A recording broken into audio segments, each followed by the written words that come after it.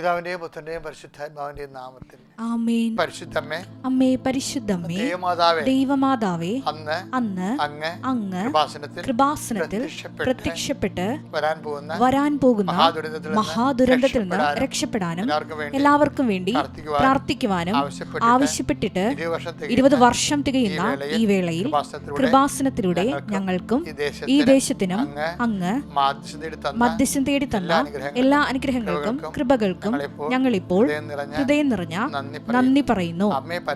അമ്മേ പരിശുദ്ധമ്മേ, ജപമാല മാതാവേ, സകല കൃപാസനം പ്രാർത്ഥനയോടും ചേർത്ത് ഞങ്ങളിപ്പോൾ പ്രാർത്ഥിക്കുന്ന ഈ കുടുംബത്തിന്റെ പ്രത്യേക നിയോഗം.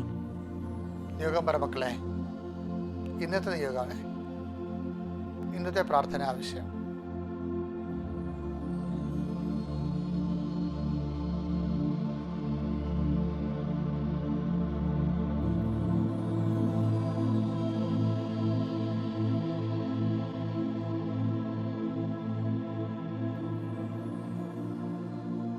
അമ്മയുടെ പ്രത്യക്ഷീകരണത്തിന്റെ ഈ ദ്വാദശക വേളയിൽ ഞങ്ങൾക്ക് സാധിച്ചു തരുവാൻ കനിയണമേ. വിശ്വാസ പ്രമാണം. സർവശക്തനായ പിതാവും ആകാശത്തിന്റെയും ഭൂമിയുടെയും സൃഷ്ടാവുമായ ദൈവത്തിൽ ഞാൻ വിശ്വസിക്കുന്നു. അവിടുത്തെ ഏകപുത്രനും ഞങ്ങളുടെ കർത്താവുമായ ഈശോ മിശിഹായിലും ഞാൻ വിശ്വസിക്കുന്നു. ഈ പുത്രൻ പരിശുദ്ധാത്മാവിനാൽ ഗർഭസ്ഥനായി കന്യകാമറിയത്തിൽ നിന്ന് പിറന്ന് പൊന്തിയോസ് പീലാത്തോസിന്റെ കാലത്ത് പീഡകൾ സഹിച്ച് കുരിശിൽ തറയ്ക്കപ്പെട്ട് മരിച്ച് അടക്കപ്പെട്ട് പാതാളങ്ങളിൽ ഇറങ്ങി മരിച്ചവരുടെ ഇടയിൽ നിന്ന് 3-ാം നാൾ ഉയർത്ത് സ്വർഗത്തിലേക്ക് എഴുന്നള്ളി സർവശക്തിയുള്ള പിതാവായ ദൈവത്തിന്റെ വലതുഭാഗത്തിരിക്കുന്നു. അവിടെ നിന്ന് ജീവിക്കുന്നവരെയും മരിച്ചവരെയും വിധിക്കുവാൻ വരുമെന്നും ഞാൻ വിശ്വസിക്കുന്നു. പരിശുദ്ധാത്മാവിലും ഞാൻ വിശ്വസിക്കുന്നു. വിശുദ്ധ കത്തോലിക്കാ സഭയിലും പുണ്യവാന്മാരുടെ ഐക്യത്തിലും പാപങ്ങളുടെ മോചനത്തിലും ശരീരത്തിന്റെ ഉയർപ്പിലും നിത്യമായ ജീവിതത്തിലും ഞാൻ വിശ്വസിക്കുന്നു. ആമേൻ. സുഖസ്ഥനായ ഞങ്ങളുടെ പിതാവേ, അങ്ങയുടെ നാമം പൂജിതമാകണമേ. അങ്ങയുടെ രാജ്യം വരണമേ. അങ്ങയുടെ തിരുമനസ് സ്വർഗത്തിലെ പോലെ ഭൂമിയിലും ആകണമേ. അന്നു വേണ്ടുന്ന ആഹാരം ഇന്ന് ഞങ്ങൾക്ക് തരണമേ. ഞങ്ങളോട് തെറ്റ് ചെയ്യുന്നവരോട് ഞങ്ങൾ ക്ഷമിക്കുന്നത് പോലെ ഞങ്ങളുടെ തെറ്റുകൾ ഞങ്ങളോടും ക്ഷമിക്കണമേ. ഞങ്ങളെ പ്രലോഭനത്തിൽ ഉൾപ്പെടുത്തരുതേ, തിന്മയിൽ ഞങ്ങൾ രക്ഷിക്കണമേ. ആമേൻ. നന്മ നിറഞ്ഞ മറിയമേ, സ്വസ്തി. കർത്താവ് അങ്ങയുടെ കൂടെ സ്ത്രീകളിൽ അങ്ങ് അനുഗ്രഹിക്കപ്പെട്ടവളാകുന്നു. അങ്ങയുടെ ഉദരത്തിൻ ഫലമായി ഈശോ അനുഗ്രഹിക്കപ്പെട്ടവനാകുന്നു. പരിശുദ്ധ മറിയമേ, തമ്പുരാന്റെ അമ്മേ, പാപികളായ ഞങ്ങൾക്ക് വേണ്ടി ഇപ്പോഴും ഞങ്ങളുടെ മരണസമയത്തും തമ്പുരാനോട് അപേക്ഷിക്കണമേ. ആമേൻ. എന്റെ കർത്താവ് ഇതിന്റെ ഉന്നതമായ നാമത്തിന് സ്വസ്ഥം ചെയ്യുന്നു. എന്റെ കർത്താവ് ഇതിന്റെ വിശുദ്ധ പൗരോഹിത്യത്തെ മഹത്വപ്പെടുത്തണമേ. എന്റെ കർത്താവ് സഭയിലുള്ള സാന്നിധ്യം പ്രകടമാക്കണമേ. കർത്താവ് 38 വർഷം ഞാൻ അർപ്പിച്ച കൃപാനയുടെ യോഗ്യതയാണ്. കൃപാസ്ഥാനത്താറെ ജീവനോടെ പ്രത്യക്ഷപ്പെട്ട പരിശുദ്ധ അമ്മയുടെ മാധ്യസ്ഥത്തിന് ഇന്നത്തെ ദിവസത്തേക്ക് അതിന്റെ ആവശ്യങ്ങളെയും അങ്ങനെ തിരുസേനയെ സംബന്ധിച്ച് പ്രാർത്ഥിക്കുന്നു. അതാ ദിവസങ്ങൾക്ക് അതാതിൻ്റെ ഉത്കണ്ഠകൾ മതിയെന്ന് പറയുന്നല്ലേ കർത്താവ്. ഇന്നത്തെ ഉത്കണ്ഠകൾ അങ്ങയുടെ തിരുസേനയിൽ അതിരാവിലെ പ്രാർത്ഥനയാക്കി മാറ്റുന്നു. രോഗികളെ അങ്ങ് സ്പർശിക്കണേ കർത്താവേ. കിടപ്പ് രോഗികളെ മാത്രമല്ല ഈശോയെ, രോഗം വന്നത് കാരണം പണിക്ക് പോകാൻ പറ്റാതെ കുടുംബത്തിന് വരുമാനം മുട്ടിയ മക്കളുണ്ട് ഈശോയെ. കുടുംബത്തിൻ്റെ വരുമാനം മുട്ടിയ കാരണം വരുമാനം ചെയ്തുകൊണ്ട് നടക്കിക്കൊണ്ടിരുന്ന ആളിന് ഇപ്പോൾ വരുമാനം ഇല്ലാത്ത കാരണം കുടുംബത്തിൽ വിലമതിക്കാത്തതിൻ്റെ മാനസിക പീഡ അനുഭവിക്കുന്നുണ്ട് ഈശോയെ.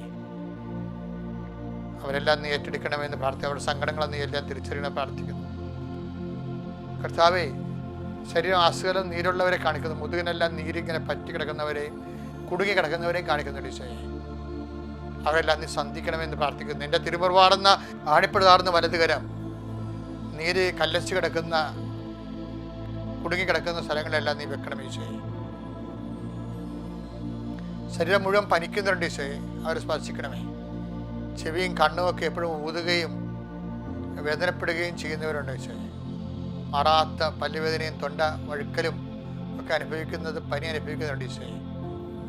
ഭക്ഷണം കഴിച്ചിട്ട് വെള്ളം കുടിച്ചിട്ട് ഒന്ന് വിശപ്പുകയുടെ ഭക്ഷണം കഴിച്ചിട്ട് ദിവസങ്ങളായും മാസങ്ങളായവരുണ്ട് ഈശോയെ.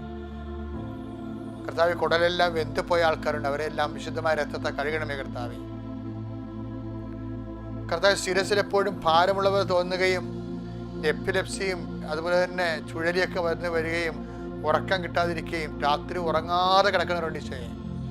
അവർക്ക് അതുപോലെ തന്നെ പലതരത്തിലുള്ള വേദനകൾ അനുഭവിക്കുന്നവർ, മക്കളില്ലാത്തവർ, മക്കൾ അനുസരണ ഇല്ലാത്തവർ, മക്കൾ തെറ്റായ പ്രണയത്തിൽ ബന്ധത്തിൽ അകപ്പെട്ടിരിക്കുന്നവർ, തെറ്റായ ലഹരിപദാർത്ഥങ്ങൾ ഉപയോഗിക്കുന്നവർ, മക്കൾ ജയിലിലായവരുണ്ട്. ഈശോയെ, മക്കൾ എത്ര തോന്നിവാസം കാണിച്ചാലും അതെല്ലാം ശാസിക്കേണ്ടവർ ശാസിക്കുമ്പോഴേ മക്കളുടെ കൂടെ നിന്നുകൊണ്ട് ആ തിന്മകളെ കുടുംബത്തിൽ വളരെ അനുവദിക്കുന്ന പൈശാചികമായ പ്രവർത്തനങ്ങൾ കാണിക്കുന്നുണ്ട് ഈശോയെ കുടുംബത്തിൽ.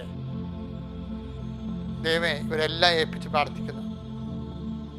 തങ്ങളെ സന്ധിക്കാൻ അപ്പനെയോ അമ്മയ്ക്കോ കുടുംബത്തിനോ പറ്റുന്നില്ല പെമ്മക്കള് മനസ്സ് പതറി നടക്കുന്ന പെമ്മക്കളുണ്ട് ഈശോയെ. അവരതിൻ്റെ തെറ്റായ വഴികളിലേക്ക് അതുകൊണ്ട് പോകാൻ വേണ്ടി സമ്മർദ്ദപ്പെടുന്നവരുണ്ട് ഈശോയെ.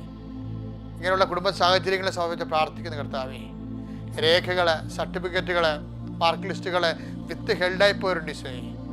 അവരെല്ലാം ഓർത്ത് പ്രാർത്ഥിക്കുന്ന ഈശോ. ഒരു ലോണിന് വേണ്ടി തെണ്ടിത്തിരിഞ്ഞ് നടക്കുന്ന ആൾക്കാർ, ഒരാവശ്യങ്ങൾക്ക് ആരും സഹായിക്കാനില്ല, ആരും പറയാനില്ല, പറഞ്ഞവരെ വാക്ക് പറയും, ആ വാക്ക് അവർ തന്നെ വഞ്ചിക്കുകയും ചെയ്യും, പിന്നെ ഒരോടും ഇല്ലാത്ത അവസ്ഥയിലാകും, പിന്നെ ഒന്നേന്ന് തുടങ്ങേണ്ടി വരും. ഇങ്ങനെ ജീവിതം മടുത്ത് ഭാരപ്പെട്ട് ജീവിക്കുന്നവരെ കർത്താവ് ഈ ഒരൊറ്റ പ്രാർത്ഥനയാൽ അവരെ സന്ധികളെ പ്രാർത്ഥിക്കുന്നു.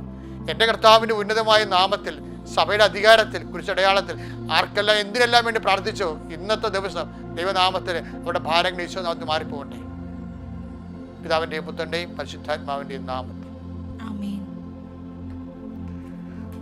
എൻ്റെ പ്രിയപ്പെട്ടവരെ, ഇന്നത്തെ ഭജനം ലൂക്കായുടെ സുവിശേഷം 10:8 ഏതെങ്കിലും നഗരത്തിൽ നിങ്ങൾ പ്രവേശിക്കുകയും അവർ നിങ്ങളെ സ്വീകരിക്കുകയും ചെയ്യുമ്പോൾ നിങ്ങൾക്ക് വിളമ്പുന്നത് ഭക്ഷിക്കുവിൻ. ഇതും കർത്താവ് ഒരു അഭിഷേക കാലം കർത്താവ് എനിക്ക് തന്ന ഒരു വ്യാഖ്യാനമാണ്. അതെന്തായത് എനിക്ക് അന്ന് കിട്ടിയത് ഇപ്പം ഞാൻ നിങ്ങൾക്ക് വിളമ്പി തരികയാണ്. എന്നോട് പറഞ്ഞത് ഒരു ഇടവകയെ നീ ചെല്ലുമ്പോൾ അപ്പം ഞാനൊരു 10-12 ഇടവക ഇരുന്നിട്ടുണ്ട്. ഇപ്പോഴും എനിക്കൊരു കുഞ്ഞു പള്ളിയാണുള്ളത്. അപ്പം ഓരോ ഇടവകയിലും എനിക്ക് മുമ്പ് അതിൻ്റെ ചരിത്രവും ഭൂമിശാസ്ത്രവും ഒക്കെ നമുക്കറിയാം. എന്ന് കഴിഞ്ഞാൽ ഞാൻ ഉദ്ദേശിക്കുന്നത് അവിടുത്തെ ഒരു പ്രത്യേക സെറ്റപ്പ് ഉണ്ടല്ലോ. അപ്പോൾ അതെല്ലാം മനസ്സിലാക്കിയിട്ടാണ് നമ്മൾ ഓരോ ഇടവകയിൽ ചെല്ലണത്.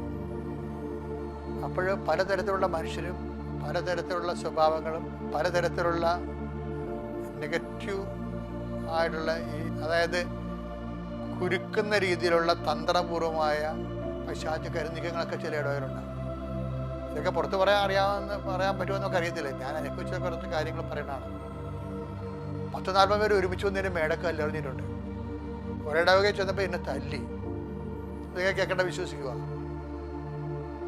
ഇപ്പോഴും എനിക്ക് ഇടവക ഇഷ്ടമാണ്. എന്താ കാര്യം? ഇടവക കർത്താവിൻ്റെ ഓഹരിയാണ്. എന്താ പ്രശ്നം വെച്ച് കഴിഞ്ഞാൽ എനിക്ക് ഈ വചനമാണ് എന്നെ നടത്തിയത്. എന്താ വെച്ചാൽ ഓരോ സ്ഥലത്ത് നീ ചെല്ലുമ്പോൾ വിളമ്പണത് ഭക്ഷിക്കുക. അവിടെ എന്താണ് തരുന്നത് അത് ഭക്ഷിക്കുക. ആരുടെ പേരിൽ? നന്ദിപൂർവ്വം കർത്താവിൻ്റെ പേരിൽ. നമുക്കുള്ള ഒരു ഗുണമെന്ന് പറയുന്നത് എല്ലാം മേടിക്കാൻ ഒരു നാമമുണ്ട്, എല്ലാം സ്വീകരിക്കാൻ നമുക്കൊരു നാമമുണ്ട്. The name of Jesus. നമ്മളെ വളർത്താൻ വേണ്ടി ദേവപിതാവ് നമുക്ക് നൽകിയ ഒരു ബാങ്കാണ് ഈ ജീസസ് എന്ന് പറയുന്നത്. നമ്മൾ അവിടെ കൊണ്ട് ഇട്ട് കഴിഞ്ഞാൽ അതിൻ്റെ പലിശ കൂടിക്കൊണ്ടിരിക്കും. നിത്യത വരെ ഇങ്ങനെ പെരുകിക്കൊണ്ടേയിരിക്കും. എല്ലായിടത്തും ഇതുപോലെ അതായത് നല്ല മനുഷ്യരുണ്ട്, അതുപോലെ തന്നെ നമുക്ക് വിഷമം ഉണ്ടാക്കുന്ന സാഹചര്യങ്ങളുണ്ടാകും. അപ്പോൾ ഇപ്പം നിങ്ങളെ തന്നെ കല്യാണം കഴിപ്പിച്ച് വിട്ടു, ഒരു വീട്ടിൽ ചെന്ന് വിട്ടു. ആ വീട്ടിൽ ചിലപ്പോൾ നിങ്ങളുടെ വീട്ടിൽ ഒരിക്കലും ഒരു 30% ഒഴിച്ച് ബാക്കി 70% ആൾക്കാർക്കും കെട്ടിച്ച വീട്ടിൽ ഞെരുക്കങ്ങളാണ്. ആ വീടിൻ്റെ പ്രശ്നം മാത്രമല്ല, നമ്മുടെയും പ്രശ്നങ്ങൾ കൂടിയാണത്. എന്ന് വെച്ച് കഴിഞ്ഞാൽ നമ്മുടെ ജീവിതം കെട്ടിച്ചവിട്ട കാലത്ത് നമ്മൾ മറ്റുള്ളവരുടെ ആ കുടുംബത്തിൽ നമ്മളങ്ങനെ അവരുടെ കുടുംബത്തിൻ്റെ അംഗം പോലെ നമ്മളങ്ങനെ ഇഷ്ടമുള്ളപ്പോൾ എഴുന്നേറ്റ് ഇഷ്ടമുള്ളത് കക്ഷിച്ച്, അത് ഇഷ്ടപ്പെട്ടില്ലെങ്കിൽ അമ്മയോട് തല്ലി വെച്ചിട്ട് ഇഷ്ടമുള്ള ഭക്ഷണം മേടിച്ച് ഉണ്ടാക്കിച്ച് കഴിച്ചു. അങ്ങനെയെല്ലാം നമ്മൾ പറയണ പോലെ എല്ലാം കേട്ടാണ് നമ്മുടെ കുടുംബം ജീവിക്കുന്നത്. ഇതൊന്നും നടക്കത്തില്ല. കെട്ടിച്ചവിട്ട് കഴിയുമ്പോൾ നമുക്ക് മക്കളായി അതേ സമ്മർദ്ദങ്ങൾ മക്കൾ നമ്മുടെ മേലുണ്ടാക്കും. കെട്ടിച്ചവിട്ട വീട്ടിൽ വേറെ ആവശ്യങ്ങളും സമ്മർദ്ദങ്ങളും ഉണ്ടാകും. അപ്പോൾ ഇങ്ങനെയൊക്കെ വരുമ്പോൾ പുതിയ അനുഭവങ്ങൾ പകുതിയോളം നെഗറ്റീവ് അനുഭവങ്ങളായിരിക്കും. അപ്പോൾ അതുകൊണ്ട് നിങ്ങളിങ്ങനെ പോസിറ്റീവ് അനുഭവങ്ങൾ മാത്രം തിരക്കി പോയിട്ടൊരു കഥയുമില്ല. ഈ നെഗറ്റീവ് അനുഭവങ്ങളെ വെച്ചിട്ട് അതിൻ്റെ നിന്ന് കൃപ ആർജിക്കാൻ പറ്റുമോ എന്ന് നോക്കണം. അതാണ് ബുദ്ധി എന്ന് പറയുന്നത്. ഒരു സ്പിരിച്വൽ ഇൻ്റലിജൻ്റ് ആണത്. ആധ്യാത്മിക ബുദ്ധി എന്ന് പറയും. എന്ന് വെച്ച് കഴിഞ്ഞാൽ ഇപ്പോൾ നമുക്ക് ഈശോ പറഞ്ഞില്ലേ, നിങ്ങൾ ഒരു വീട്ടിൽ ചെല്ലുമ്പോൾ വിളമ്പണത് എന്താണ്? അത് ഛർദ്ദിക്കാനല്ല പറഞ്ഞത്, അത് ഭക്ഷിക്കാനാണ് പറഞ്ഞത്. ഛർദ്ദിച്ചിട്ട് ഉടനെ പൈൻ തീർത്ത് വീട്ടിൽ പോരാനല്ല പറഞ്ഞത്, വിളമ്പണത് ഭക്ഷിക്കാൻ. നമ്മൾ 2 ആഴ്ച ഭക്ഷിച്ച് കഴിയുമ്പോൾ നമുക്ക് അർത്ഥാനോ കർത്താവേ, ഇത് നീ കുരിശെ കിടന്ന് ചൊറുക്ക് കഴിച്ചതിനേക്കാളും കഷ്ടമാണ്, ഇതിനേക്കാളെന്നല്ല അതായിരുന്നു നീ പറയും. എന്നാലും ഈശോയെ, ഇത് എന്തുമാത്രം 2 ദിവസം അടുത്ത മാസത്തിൽ മാറ്റണമെന്ന് പറഞ്ഞാൽ നിനക്ക് എന്തുമാത്രം, അതായത് ഒരു മനുഷ്യൻ്റെ പ്രലോഭനത്തിൻ്റെ അപ്പുറത്ത്, അവന് സഹിക്കാവുന്നതിൻ്റെ അപ്പുറത്ത് അവന് പ്രലോഭനം ഉണ്ടാകത്തില്ലെന്നാണ് പൗലോസ് പറയുന്നത്. അപ്പം നമ്മൾ പറ്റുന്നത്രയും ഇതെല്ലാം ക്രിസ്തുവിൻ്റെ നാമത്തിൽ നീ ഏത് ഭവനത്തിൽ ചെന്നാലും വിളമ്പണം ഭക്ഷിക്കാൻ പറയും. അപ്പം നമ്മളെങ്ങനെ ഭക്ഷിക്കും? കാരണം ദൈവഹിതത്തിന് ഭക്ഷണം എന്നാണ് ഈശോ വിളിക്കുന്നത്. ഇപ്പോൾ 4:36 യോഹന്നാൻ്റെ സുവിശേഷമല്ലേ, നിങ്ങളറിയാത്ത ഭക്ഷണം എനിക്കുണ്ട്, ആരെങ്കിലും ഒരു ഭക്ഷണം കൊടുത്ത് കാണുമെന്ന് ചോദിക്കുമ്പോൾ ഈശോ പറയും, എൻ്റെ പിതാവിൻ്റെ ഇഷ്ടം നിറവേറ്റുന്നതാണ് എൻ്റെ ഭക്ഷണം. അപ്പം ഒരു വീട്ടിൽ ചെല്ലുമ്പോൾ ദൈവഹിതം നിറവേറ്റണമെന്നാണ് ഈ പറയണത്. ഒരു വീട്ടിൽ ചെല്ലുമ്പോൾ വിളമ്പണം ഭക്ഷിക്കാൻ, അത് അവിടെ ദൈവഹിതം അതായിരിക്കും. ചിലപ്പോൾ ഭർത്താവിൻ്റെ അനിയനോ ഭർത്താവിൻ്റെ ചേട്ടനോ ഭർത്താവിനെയോ മാനസിക വിഭ്രാന്തിയുള്ള ആളായിരിക്കും.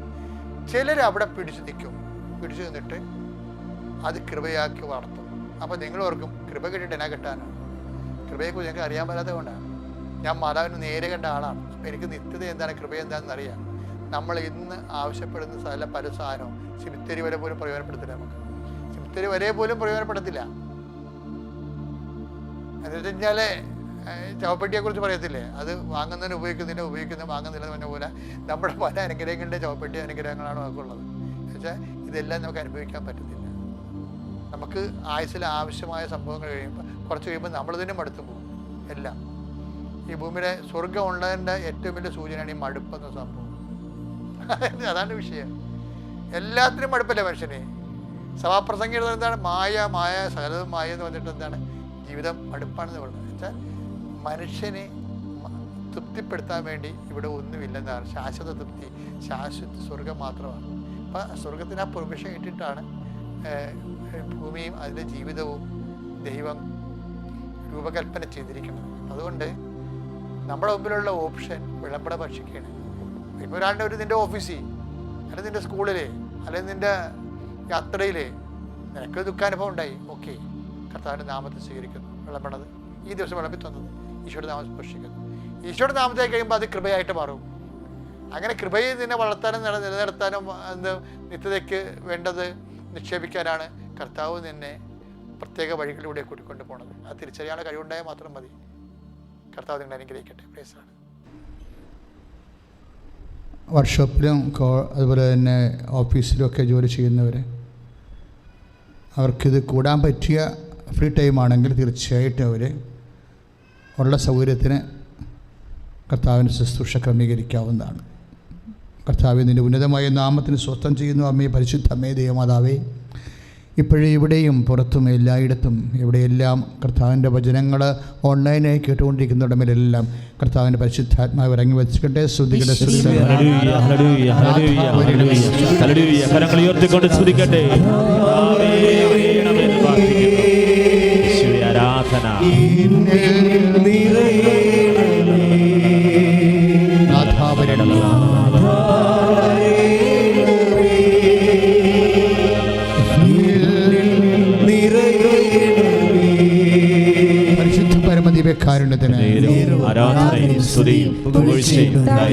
ഈ ദിവസങ്ങളിൽ കൃപാസനത്തിൽ വന്ന് ഉടമ്പടി എടുത്തുകൊണ്ട് പോയിരിക്കുന്നവർ ആയിരങ്ങളാണ്.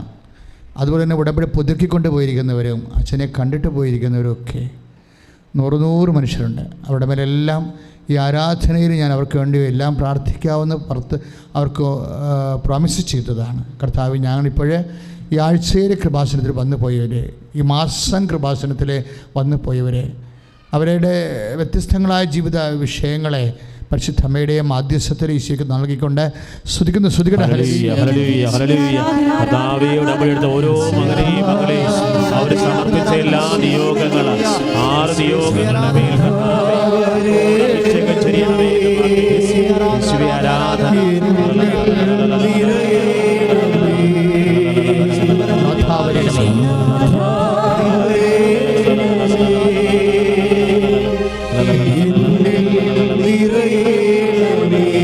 പരിശുദ്ധ പരമദിവ്യകാരുണ്യത്തിന് സ്തുതിയും പുകഴ്ചയും ഉണ്ടായിരിക്കട്ടെ. ഈ ദിവസങ്ങൾ ഒത്തിരിയേറെ കിഡ്നി രോഗികളെ അവിടെ കിഡ്നി സ്ഥാനങ്ങളിലെ കൈവച്ചുകൊണ്ട് പ്രാർത്ഥിച്ചിട്ടുണ്ട്.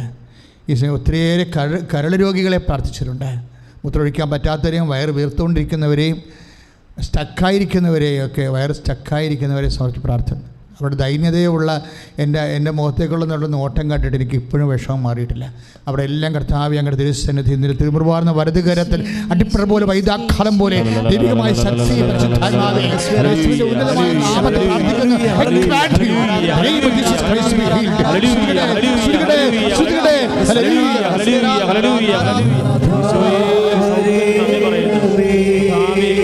സൗഖ്യത്തിന് നന്ദി പറയുന്നു. ആരാധന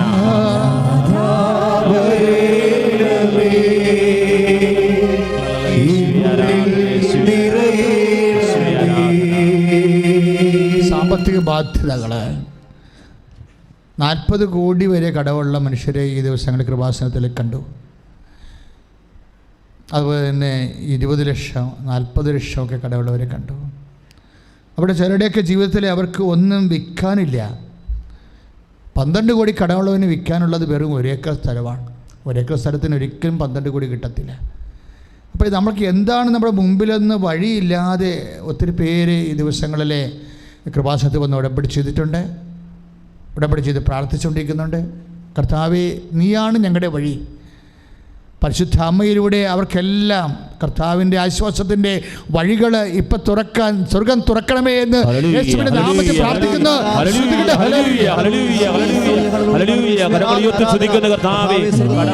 ഓരോ മകനെയും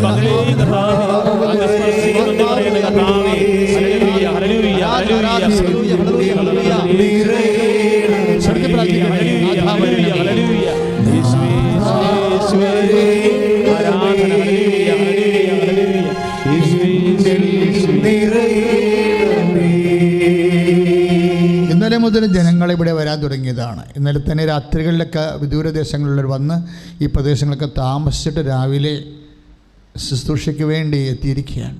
ഇന്ന് ശുശ്രൂഷയ്ക്ക് പങ്കെടുത്തുകൊണ്ടിരിക്കുന്ന മക്കളെ മുഴുവനും കർത്താവേ, അങ്ങ് ഒത്തിരിയേറെ മക്കളെ കൃപാസനത്തിൻ്റെ ഉള്ളിൽ വെച്ചുകൊണ്ട് അങ്ങയുടെ സാന്നിധ്യത്തിലെ ആരാധന നടക്കുമ്പോഴും സുഖപ്പെടുത്തിയിട്ടുണ്ട്. അതുപോലെ കർത്താവേ, ഞങ്ങൾ പ്രാർത്ഥിക്കുന്ന സമയം കൃപാസനത്തിൽ നിറഞ്ഞിരിക്കുന്ന എല്ലാ മക്കളുടെ മേലും അങ്ങയുടെ വിശുദ്ധമായ വലതുകരം, തിരുമുറുവാർന്ന വലതുകരം, അണിപ്രതാർന്ന വലതുകരം, കർത്താവിൻ്റെ സ്പർശനം കർത്താവെ ഓരോ മക്കൾക്കും ഈ നിമിഷം അനുഭവിക്കാൻ ഇടയാക്കണമെന്ന് കർത്താവെ.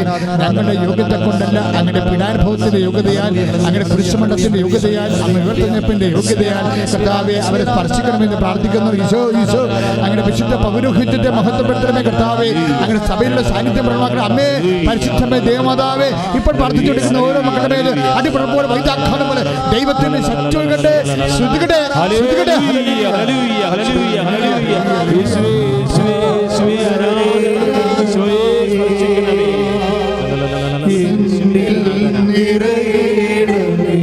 ഒരുമിച്ച് സ്വരത്തിൽ പാടുക.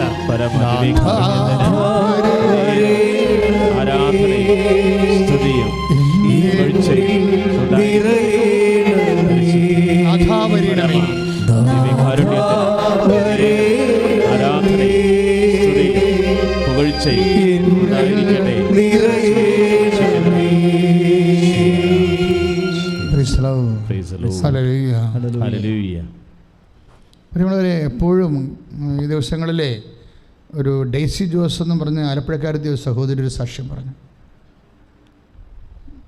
അവരുടെ സാക്ഷ്യം ഞാൻ വളരെ ശ്രദ്ധിക്കാൻ കാരണം അവർ പറഞ്ഞത്, ഞാൻ 2017 or 2016 ഉടമ്പടി എടുത്തതാണ്. പിന്നീട് ആ ഉടമ്പടി പ്രത്യേക കുടുംബ സാഹചര്യം കൊണ്ട് എനിക്ക് ഉടമ്പടിയുടെ ഡിമാൻഡ്സ് സാറ്റിസ്ഫൈ ചെയ്യാൻ പറ്റിയില്ല, വീണുപോയെന്ന് പറഞ്ഞു. കുറേ കഴിഞ്ഞപ്പോൾ എൻ്റെ ജീവിതം കുറച്ചുകൂടി രൂക്ഷമായ രീതിയിൽ വളരെ പ്രതികൂലമായി മാറി. അപ്പോൾ ഇതിൽ നിന്ന് ഞാൻ എങ്ങനെ രക്ഷപ്പെടും എന്ന് ഞാൻ ചിന്തിച്ച് എങ്ങനെ രക്ഷപ്പെടും. അപ്പോഴേ എൻ്റെ മുമ്പിൽ ഒരു മാർഗ്ഗമില്ലായിരുന്നു. എന്താണ്? അപ്പോൾ ഞാൻ വിചാരിച്ചു, ഒരു മാർഗ്ഗമില്ലെങ്കിൽ ഉള്ള മാർഗം ഉടമ്പടിയാണ്. ഞാൻ വന്ന് 2ാമത് ഉടമ്പടി എടുത്തു എന്ന് പറയും. ഒരു മാർഗ്ഗവും ഇല്ലെങ്കിൽ പിന്നെ എൻ്റെ മുമ്പിലുള്ള മാർഗ്ഗം എന്താ? ഈ ലോകത്താകപ്പെടെയുള്ള മാർഗ്ഗമാണ്, അനേകായിരങ്ങൾ അവലംബിച്ചിട്ടുള്ള മാർഗ്ഗമാണ്. ഒരു മാർഗ്ഗവും നമ്മുടെ മുമ്പിൽ ഇല്ല. അങ്ങനെ വരുമ്പോൾ അവിടെ മനസ്സിൽ പെട്ടെന്ന് തോന്നിയൊരു മാർഗ്ഗം എന്താ? വീണ്ടും വന്ന് ഉടമ്പടി എടുക്കുക. അപ്പോഴവർക്ക് സംഭവിച്ച കാര്യങ്ങളെക്കുറിച്ച് അവർ പറയണം. നല്ല രസമാണ്. എന്താ രസം വെച്ചാൽ അവർ പറയണത് ഇതാണ്. അവിടെ ഒരു മകൻ്റെ കാര്യമാണ് അവർ പറയണത്. ഈ മകൻ അവൻ പഠിച്ചതിന് ശേഷം നെബോഷ് അതാണ് പഠിച്ചതിന് ശേഷം എവിടെ ജോലിക്ക് പോകണം എന്നൊരു ഐഡിയ ഇല്ല. ഒരു ഐഡിയയും ഇല്ലാത്തപ്പോൾ ഒരു ഐഡിയയാണ് ഉടമ്പടി. അങ്ങനെയാണ് എനിക്ക് മനസ്സിലായത്. ഒരു മനുഷ്യൻ്റെ ജീവിതത്തിൽ അങ്ങനെ വരും. ഒരു ഐഡിയയും ഇല്ലാത്തൊരു ടൈം വരും. How to move, where to move, we don't know, അറിയാൻ പറ്റാത്ത അവസ്ഥ. അപ്പോൾ ഒരു ഐഡിയയും ഇല്ലാത്തപ്പോൾ അവർ എന്ത് ചെയ്യണമെന്ന് അറിയാൻ പാടില്ല. അപ്പോൾ അവരൊന്ന് ഉടമ്പടി എടുത്ത് ഈ മകനെ ഓർത്തിട്ടാണ് ഈ ഉടമ്പടി എടുക്കുന്നത്. ഇപ്പം പഠിച്ചു നിൽക്കുകയാണ്. പക്ഷേ എങ്ങോട്ടാണ് ഇവനെ കൊണ്ടുപോകേണ്ടത്, എവിടെ നിന്ന് ഇവന് ജോലി കിട്ടുമെന്നൊരു ഐഡിയ ഇല്ല. നമുക്ക് ഐഡിയ ഇല്ലെങ്കിൽ ദൈവത്തിന് നമ്മളെക്കുറിച്ച് ഐഡിയ ഉണ്ടെന്നാണ് എൻ്റെ അർത്ഥം. അല്ലെങ്കിൽ ഇല്ല, ഒരിക്കലും ഇല്ലെന്നല്ല എൻ്റെ അർത്ഥം. നമുക്കൊരു ഐഡിയ, ഒരു വിഷയത്തെക്കുറിച്ച് ഐഡിയ കിട്ടണില്ല എന്നുണ്ടെങ്കിൽ, അല്ലെങ്കിൽ ഒരു വിഷയം നമുക്ക് ചെയ്യാൻ പറ്റണില്ല എന്നുണ്ടെങ്കിൽ അതൊരിക്കലും പറ്റത്തില്ല എന്നല്ല എൻ്റെ അർത്ഥം. ദൈവത്തിന് പറ്റുമെന്ന് എൻ്റെ അർത്ഥം. Praise the Lord. അതാണ് ദൈവത്തിന് ഒന്നും അസാധ്യമല്ലല്ലോ എന്ന് പറഞ്ഞ വചനം. ഇപ്പോൾ നമ്മൾ വിശുദ്ധ ലൂക്കാ സുവിശേഷം 1:37 പറയത്തില്ലേ, ദൈവത്തിന് ഒന്നും അസാധ്യമല്ലല്ലോ. ഇപ്പം നമുക്ക് സാധ്യമല്ല എന്ന് വെച്ചാൽ അതിൻ്റെ പാരലൽ ടൈം എന്താണ്? ദൈവത്തിന് സാധ്യമാണെന്നാണ്. നമുക്ക് നമ്മുടെ നെഗറ്റീവ് എപ്പോഴും വിശ്വാസിക്ക് പോസിറ്റീവായിട്ടാണ് വർക്കൗട്ട് ചെയ്യണത്. നമുക്ക് സാധ്യമല്ല എന്ന് വെച്ചാൽ അതിൻ്റെ അർത്ഥം എന്താണ്? ദൈവത്തിന് ഈ വിഷയം സാധ്യമാണെന്ന് അതിൻ്റെ അർത്ഥം. അല്ലാതെ നെവറായി നമ്മൾ എന്നേക്കുമായിട്ട് അത് സാധ്യമല്ല എന്നല്ല. നമുക്ക് സാധ്യമല്ല, അല്ലെങ്കിൽ വൈദ്യശാസ്ത്രത്തിന് സാധ്യമല്ല എന്ന് പറഞ്ഞാൽ അതിൻ്റെ അർത്ഥം ദൈവത്തിന് സാധ്യം ആണെന്നാണ്. വൈദ്യശാസ്ത്രത്തിന് സാധ്യമല്ല. ഇപ്പോൾ എത്ര സാക്ഷ്യങ്ങളാണ് ഞാൻ കഴിഞ്ഞ ദിവസങ്ങളൊക്കെ പറഞ്ഞത് നിങ്ങളോട്. ഇപ്പം ഒരു കാരണവശാലും മക്കളെ കിട്ടത്തില്ല, നിങ്ങൾ ഗർഭപാത്രം മുറിച്ച് കളയൂ എന്നല്ല പറഞ്ഞത്. അതിൽ നിറയെ സിസ്റ്റ് മരുന്ന് കഴിക്കും തോറും കുരുക്കളെ കൂടി വരണ ഗർഭപാത്രത്തെക്കുറിച്ച് പിന്നെ ബ്ലീഡിങ് സ്റ്റാർട്ട് ചെയ്ത്. ഇപ്പോൾ ഡോക്ടർ എന്നാ പറയണത്, ഗർഭപാത്രം മുറിച്ച് കളയൂ, അല്ലെങ്കിൽ ഇനിയും ബ്ലീഡിങ് ഉണ്ടായി നിങ്ങളുടെ വെയിറ്റ് ലൂസ് ചെയ്ത് നിങ്ങൾ ചത്തുപോകും. അപ്പോഴേ വൈദ്യശാസ്ത്രം അവിടെ ഏതാണ്ട് ഇടിച്ച് നിൽക്കുക. ഇവരെന്താ ചെയ്യണത്? ഇവർ അലപ്പ കണ്ടിട്ടില്ല, ഉടമ്പടി ചെയ്തിട്ടില്ല. ഇവിടെ അമ്മ ഉടമ്പടി ചെയ്തിട്ടുണ്ട്. ഉടമ്പടിയുമായിട്ട് എന്തെങ്കിലും ഒരു വിദൂര ബന്ധം നിങ്ങൾക്കുണ്ടെങ്കിൽ നിങ്ങൾ രക്ഷപ്പെടുമെന്ന് എനിക്ക് പറയാനുള്ളത്. എന്താ കാര്യം? ഇവർ ഉടമ്പടി ചെയ്തിട്ടില്ല. ഈ നേഴ്സാണ് അവർ ഉടമ്പടി ചെയ്തിട്ടില്ല. അവർ ആലപ്പുഴ വന്നിട്ടില്ല. ആരാ വന്ന ആലപ്പുഴ? അവിടെ അമ്മ വന്നു, അമ്മായിയമ്മ വന്നു, 2 ഉടമ്പടി എടുത്തിട്ട് പോയിട്ടുണ്ട്. അവിടെ ഉടമ്പടി തൈലം ആണ് ഇവരെടുത്ത് എടുത്തിട്ട് വിശ്വപ്രമാണം ചൊല്ലി അവരുടെ അടിവയറ്റ് തേക്കണ ആ ഒരു ആഴ്ച തന്നെ അവർ പ്രഗ്നൻ്റ് ആവും. ഇതാണ് വ്യത്യാസം. തേക്കണ അവർക്ക് ആരും അറിയത്തില്ല. ഉടമ്പടി ആലപ്പുഴത്തെ എന്തോ മാതാവിൻ്റെ എന്തോ തൈലമാണ്. ചിലർ വെളിച്ചെണ്ണ എന്തൊക്കെ പറയും. വെളിച്ചെണ്ണ അല്ല, ശുദ്ധമായ ഒരു വെണ്ണ കുർബാന അർപ്പിച്ചതിന് ശേഷം 12 തരം പ്രാർത്ഥന ചൊല്ലിയാണ് നിങ്ങൾക്ക് നേർച്ച വസ്തു തന്നിരിക്കുന്നത്. അതാണ് ഒരു തുള്ളി എന്നൊക്കെ പറയുമ്പോൾ ഞങ്ങൾ സീരിയസ് ആയിട്ട് പറയാൻ കാര്യം അതാണ്. അത് പെരട്ടുകയും ഈ മുറിച്ച് കളയാൻ പറഞ്ഞ ഗർഭപാത്രത്തിൽ കർത്താവൾക്ക് കുഞ്ഞിനെ കൊടുക്കുകയും ചെയ്യുന്നു. കൈയടിച്ച് കർത്താവ്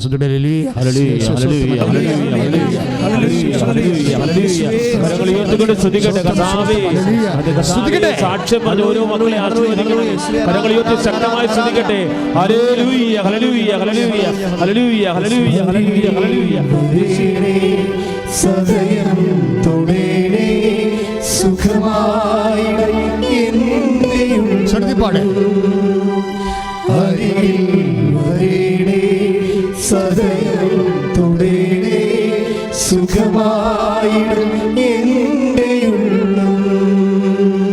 പരിശുദ്ധ പരമദിവ്യകാരുണ്യത്തിന്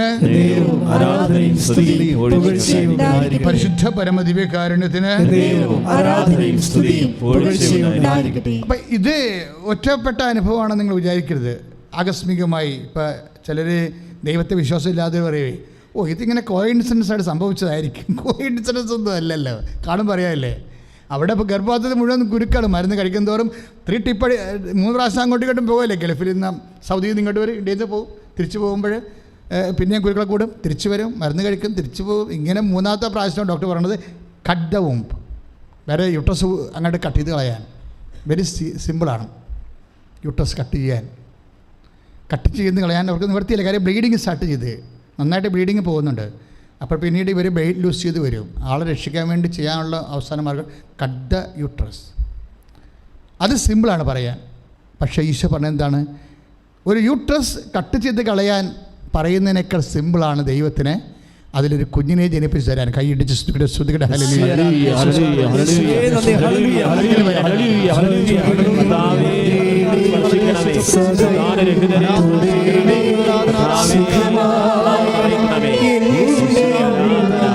അരികിൽ വരണം.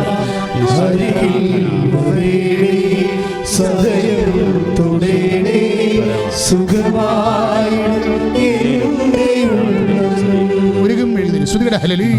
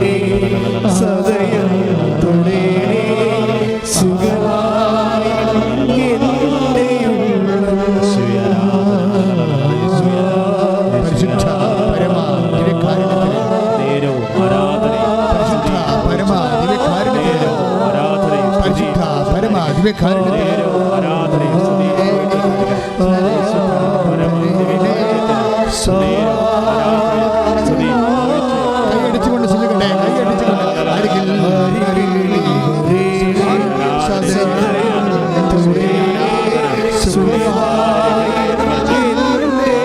പാടട്ടെ, മഹത്വപ്പെടുത്തി പാടട്ടെ.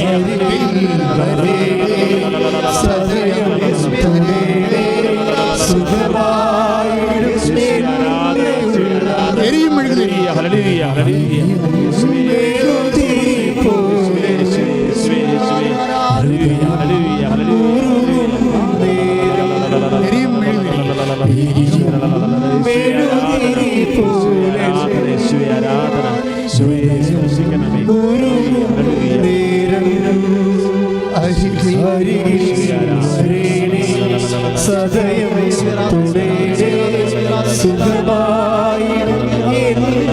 കൈകൾ കൂപ്പിക്കൊണ്ട് കെഞ്ചിക്കൊണ്ട് നാമത്തെ മഹത്വപ്പെടുത്തിക്കൊണ്ട് അടിയൻ പ്രാർത്ഥിക്കുന്നു. ഈശോ അങ്ങയുടെ മക്കൾ കർത്താവേ, ഇതിന്റെ നാമത്തെ ആശ്രയിച്ചുകൊണ്ട് പ്രാർത്ഥിക്കുന്ന ഓരോ മകന്റെ മേലെ, ഓരോ മകളുടെ മേലെ കർത്താവേ, അവിടെ രോഗങ്ങളുടെ മേലെ, ഭാരങ്ങളുടെ മേലെ കർത്താവിന്റെ ശക്തി ഒഴുകട്ടെ. കർത്താവ് സ്പർശിക്കട്ടെ. അടിപ്പിഴ പോലെ വൈദ്യാഘാതം പോലെ ദൈവത്തിന്റെ ശക്തി ഒഴുകട്ടെ. അടിപ്പിഴ പോലെ വൈദ്യാഘാതം പോലെ ദൈവത്തിന്റെ ശക്തി ഒഴുകട്ടെ. ശ്രുതികട്ടെ, ശ്രുതികട്ടെ. ഹല്ലേലൂയ, ഹല്ലേലൂയ, ഹല്ലേലൂയ, ഹല്ലേലൂയ, ഹല്ലേലൂയ, ഹല്ലേലൂയ, ഹല്ലേലൂയ.